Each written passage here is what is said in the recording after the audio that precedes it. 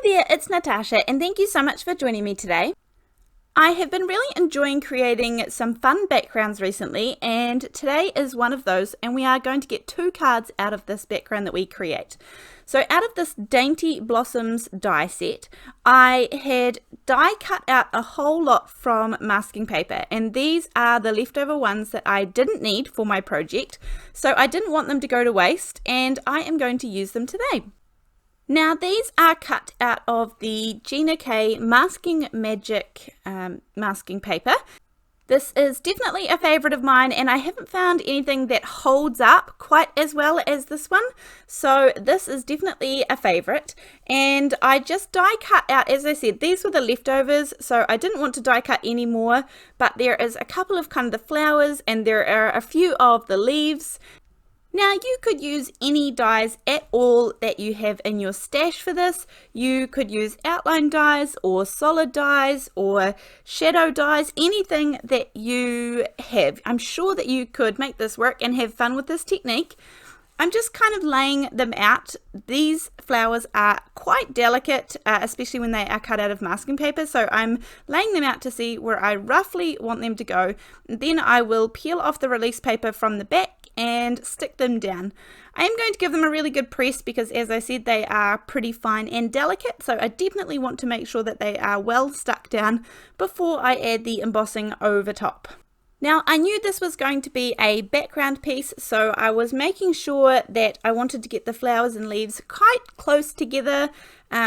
There could be some gaps, but I'm definitely, anything that is hanging over the edge, you can often cut it off and then place it around the sides so that you kind of get a more full background. However, you could just do them around the outside and that would create like a frame or a border for the inside. There are lots of fun ways that you could do this technique.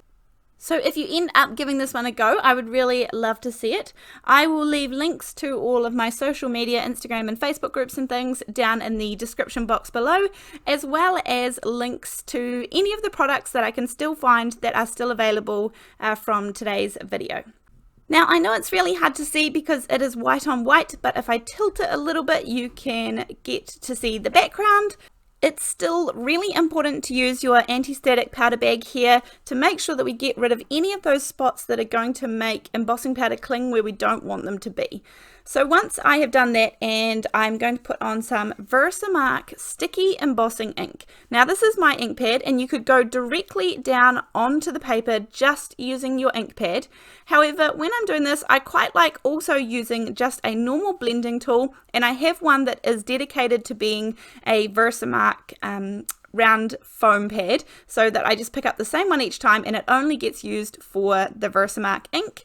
And I'm going to kind of dab it on rather than kind of blending it on or going in a circular motion, more just dabbing up and down so that I can get ink in between all of the little pieces of that masking paper.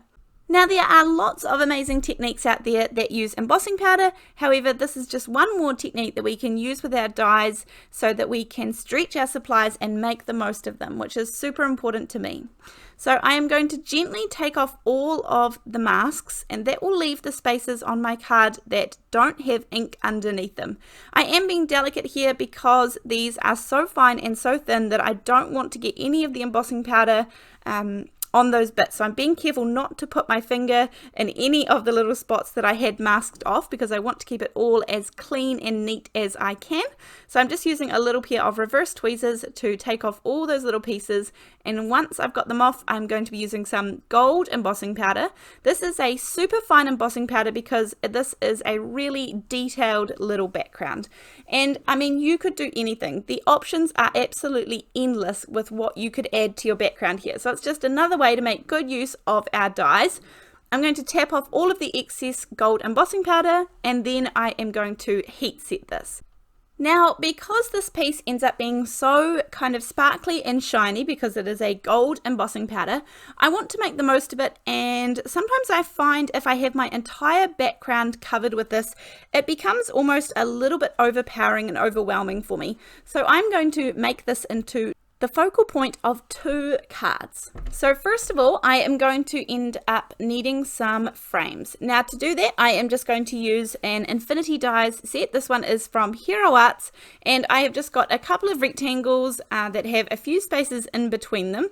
And I'm going to take some low-tack tape, and I just end up taping 2 of the corners, and then that way I can place the smaller frame inside and make sure it is even all the way around.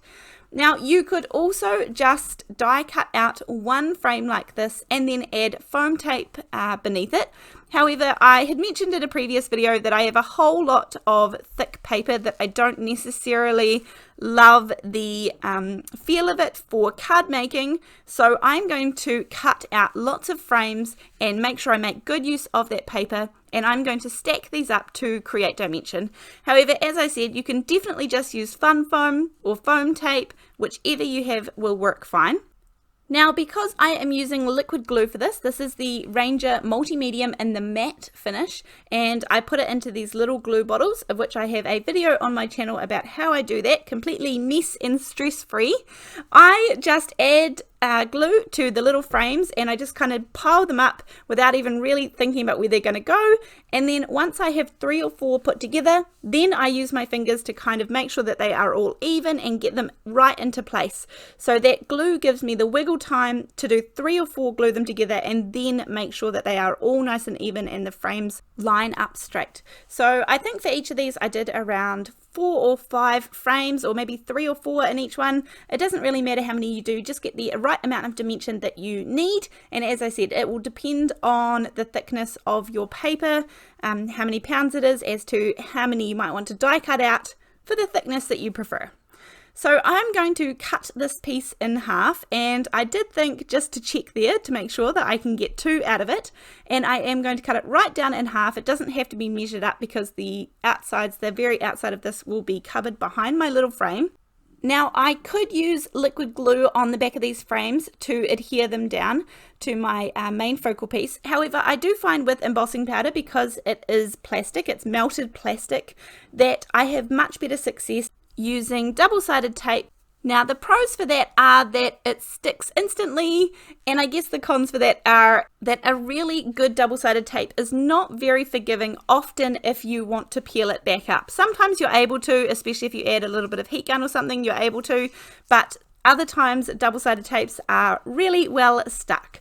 So I am choosing to use the double-sided tape just so that it adheres down nicely, and it doesn't matter if these are super straight. It doesn't have to be lined up. I just need to make sure that it is covered by all 4 sides of the frame. So I knew that I was going to be absolutely fine. Now the other thing here with these focal pieces is that they are going to go in the center, and I didn't want the outside to be quite so plain because my frame is plain already. So to help out with that, I have got my 2 card bases here. These are both 4 1/4 by 5 1/2 inch card bases, and I am going to take a stencil and some ink. For this one I am using the color Woof, which is kind of like a grey brown sort of color. This is the Simon Hurley inks, but any inks would be perfectly fine. I have some little finger daubers here, which I'm just using a stack of them put together, so kind of I can hold it a little bit like a pen, and just going very lightly around the outside edges. You'll see that I'm tapping off the ink on the inside here because I know that this is going to be all covered up, so it doesn't matter that that is a little bit blotchy in the center. I just want a really light amount around the outside. For the second one, I did decide that I wanted to move away from the Woof color, and maybe one of my favorite colors from the Simon Hurley ink line is Minty Fresh. I love, love, love this color. It is quite intense, and you can see here that I don't even re-ink my little finger dauber. I just have enough ink here, and you can make this ink kind of really dark or really light. And I just want it to be light because I don't want it to take over from the gold centerpiece. So I'm just popping this around the outside, and I did change up the stencil for this one as well. But it's a really gorgeous kind of fresh color without being too bright.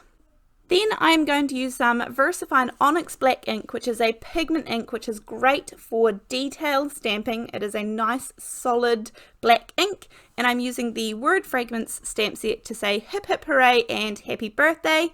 I have a couple of birthdays that I'm going to, which these will be made for. So I'm just going to cut around these with the long Tim Holtz scissors. I find that I'm able to get a nice straight line with the long slice of these scissors, whereas if I had little fussy cutting scissors and I have to cut several times, I often end up getting it not quite so straight. So this one here, they are going to be very similar, these two cards, but I did want that focal piece to be the gorgeous shining gold right in the center because I was having fun creating this, and even better that I get two cards out of my one piece. So I'm going to pop them both on, and they have those gorgeous thick frames, and then I will pop the sentiments right there down the bottom in the middle, and that will finish up my cards for today.